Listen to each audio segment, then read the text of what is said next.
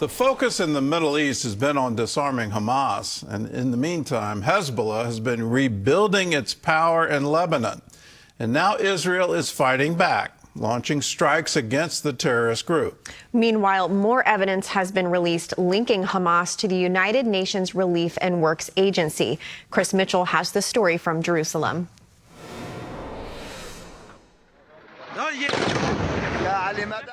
The Israel Defense Forces say they've completed a series of strikes on Hezbollah infrastructure and weapons facilities in southern Lebanon.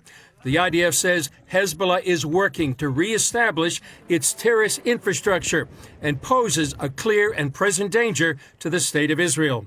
Before the strikes, the IDF issued an evacuation warning in order to prevent civilian casualties since the weapon facilities are in the middle of populated areas. A Knesset briefing reportedly warns that Hezbollah, with help from Iran, is rebuilding its military strength faster than Israeli strikes can stop it. The impacts of Israel's 2023-2024 military campaign are fading, and that Hezbollah continues to smuggle in weapons through Syria and by sea, and is also producing its own arms. The IDF says the attacks are just a preview of what's to come if the Lebanese army doesn't fully disarm Hezbollah. On Thursday, Lebanese President Joseph Aoun condemned the bombings, but said that negotiations are the only way to end the nearly daily Israeli attacks on his country. The U.S. is pressuring the Lebanese government to disarm Hezbollah. But in an open letter, Hezbollah says it will resist any attempts to disarm it and warns Beirut against negotiations with the, quote, Zionist enemy. Meanwhile, the IDF released documents that chronicle the incestuous relationship between Hamas and UNRWA, the United Nations Relief and Works Agency. The IDF uncovered details of Hamas operatives employed by UNRWA and documents revealing Hamas's use of UNRWA. Just the latest evidence of how the UN group and Hamas have worked hand in hand. But amid the concerns about terrorism, there was also some hopeful news. President Trump announcing on Truth Social that Kazakhstan would be joining the Abraham Accords. The president posting, Kazakhstan is the first country of my second term to join the Abraham Accords, the first of many. Blessed are the peacemakers. Chris Mitchell, CBN News, Jerusalem. Well, Israel ambassador to the U.S., Shakil Leiter, is with us now from Washington. Ambassador Leiter, welcome back to the 700 Club. It's good to have you. Good morning. Good Friday morning, Gordon. It's good to be with you. How serious is this threat from Hezbollah? Before the October 7th, I heard that they had an army the size of a European power, and that apparently was dismantled. But now are they rebuilding to that same strength? Yes, well, Hezbollah had really a standing army of tens of thousands of well-trained and highly armed terrorists right on our border. As a matter of fact, there were tunnels that they had built, and you have to understand these tunnels are like underground highways. They can actually move vehicles through many of these tunnels, poised to attack our northern communities. We had to empty out all of our northern communities, about 70,000 people who were evacuated from their homes for over a year. We've allowed the people to come back because we degraded Hezbollah, but they're attempting to reconstitute and reestablish themselves, posing a very serious existential threat to Israel. Well, let's talk about two groups that were supposedly trying to rein this in. Well, one would be the Lebanese government through the Lebanese army. Is there any hope of that? Well, in your report from Jerusalem, it was stated that President Aoun would like to do this through negotiations, but we're happy to sit down in negotiation. That's not really an issue. We don't have a law in our books forbidding us to sit with the Lebanese. Unfortunately, the Lebanese still have a law which prevents them from actually sitting directly with Israelis. They should change that law and we should negotiate. But the real issue here is not negotiation. The real issue here is that there's a ceasefire agreement signed, sealed, and delivered, brokered by the United States, which calls on Lebanon to disarm Hezbollah. They certainly have to act on that, and we need to see South Lebanon free of Hezbollah domination, because otherwise the Lebanese people continue to be under Hezbollah control, and we continue to be endangered by Hezbollah's presence. They have to be disarmed. It's just very simple. And the real problem is that it's not clear that the Lebanese army has the ability or perhaps the will to actually do it. Well, in times past, it was like the Lebanese army was subservient to them, and so to say that somehow that's turned and they will have the authority and the ability to do it.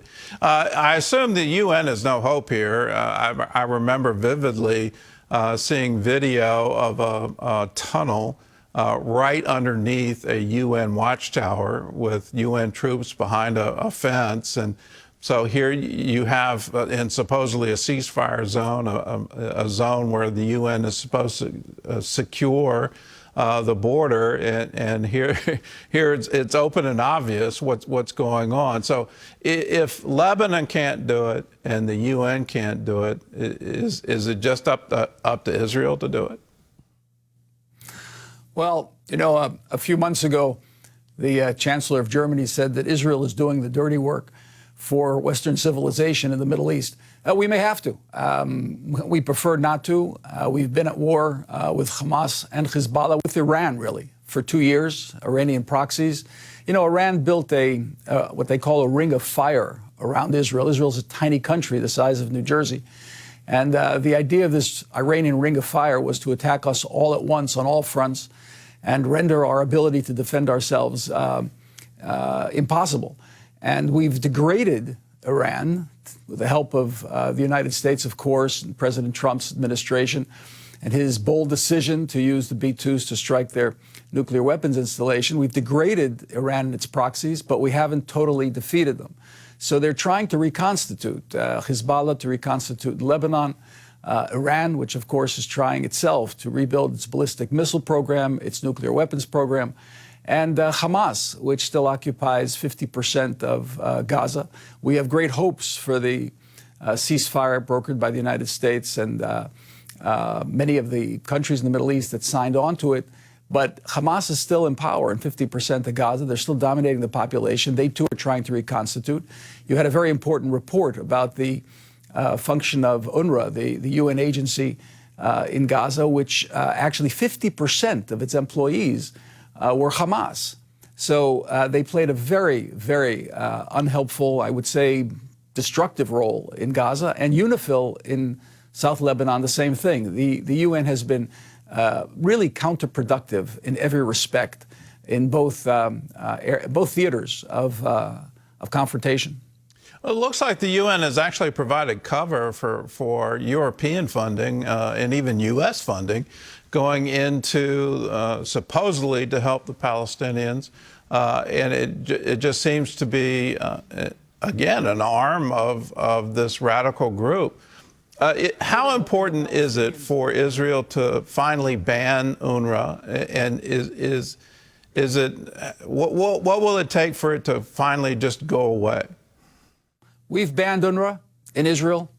We don't want to see UNRWA anywhere in Israel or around our borders. And we've actually advocated for terminating UNIFIL. And hopefully, in a year's time, we won't see UNIFIL in South Lebanon either, because they actually are providing cover. I mean, there are some great stories about, UNIFIL soldiers getting a flat tire somewhere in South Lebanon and having no one else to call. They call Israeli forces.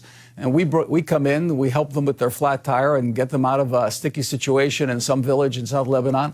And then they file a report to the UN Security Council that we're in violation of the ceasefire agreement. So UNIFIL has to go, UNRWA has to go. The UN really has to get out of its various programs in the Middle East. One of the biggest blood libel, modern blood libel labeled against the state of Israel and the Jewish people was starvation and genocide in Gaza. This was leveled by UN officials.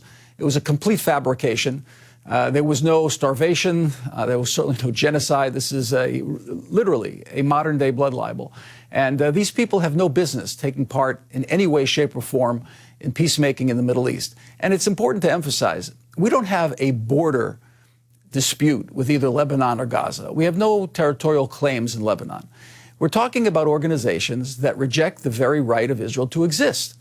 And that's what we're fighting for, very existence. And, we're put in a position very often to say thank you to people who say we have a right to exist. You don't tell Belgium they have a right to exist. You don't tell Mexico they have a right to exist. And we don't need to to applaud anybody who says we have a right to exist. Of course we have a right to exist. And we have a right to defend ourselves. And we're going to do that because nobody else is going to do it for us. And again, we're talking about a battle for our very existence. We don't have any territorial claims. We want the people of Gaza to live in wholesome peace. We want the people of Lebanon to live in wholesome peace. And the sooner we rid these areas of these tyrannical powers, these Islamic powers that really deny people any sorts of freedom, whether it's the people of Gaza or the people of Lebanon, the Middle East is going to be better. So the UN can't claim that they're coming to, help the people of Gaza. They're not. They're helping Hamas. And in Lebanon, they're helping Hezbollah. So get out of the way. Let the people of Lebanon express themselves. Let the people of Gaza express themselves, rid themselves of these tyrannical Iranian proxies, and everybody will be better for it. I wish I shared your hope that the people of Gaza would actually kick them out, but I just remember the Arab Spring, all of the supposed hope of democracy coming to the Middle East.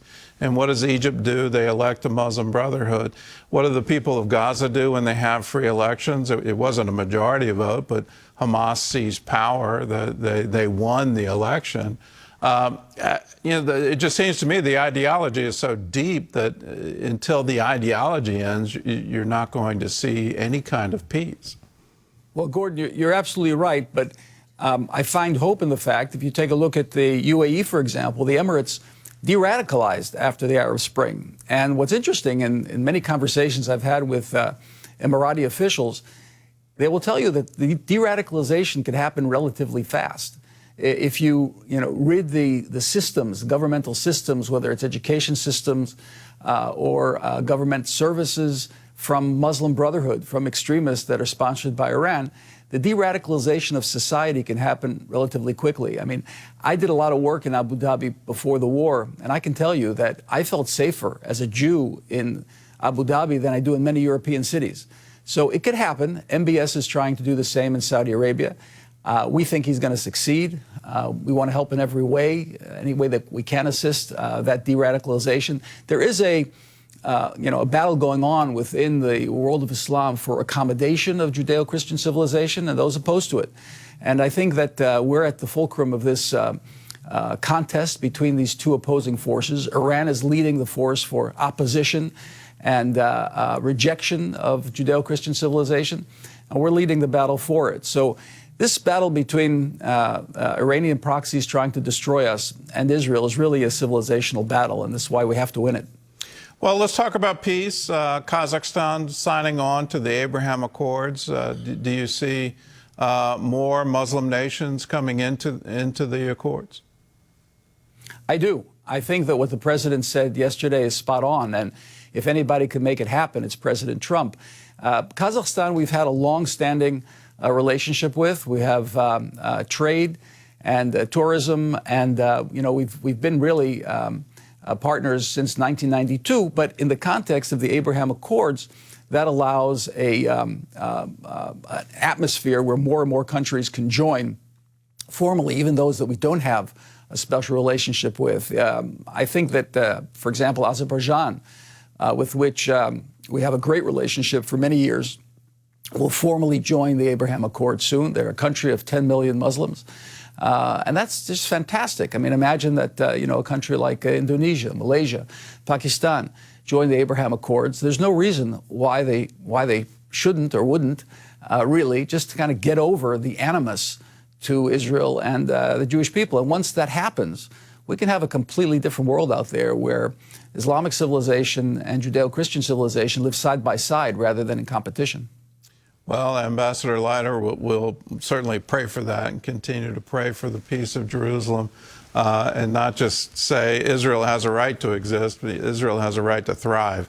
Thanks so much for being with us on the 700 Club. Thank you, Gordon. Good to be with you as always. All right. I do want to remind you of that blood libel that the ambassador talked about, this whole lie that there was a genocide in Gaza, that Israel was intentionally starving the people. In the aftermath of the ceasefire, turning whole areas over to Hamas, what does Hamas do? It goes out and kills Gazans. And it's quite clear how the starvation was happening. It's because Hamas was seizing all of the food aid and denying their own people the basics of life. Then you hear quite clearly their own leaders saying, we're never going to let the civilians into the tunnels. When Israel attacks, we absolutely want them to die. So we're going to keep them from any kind of protection.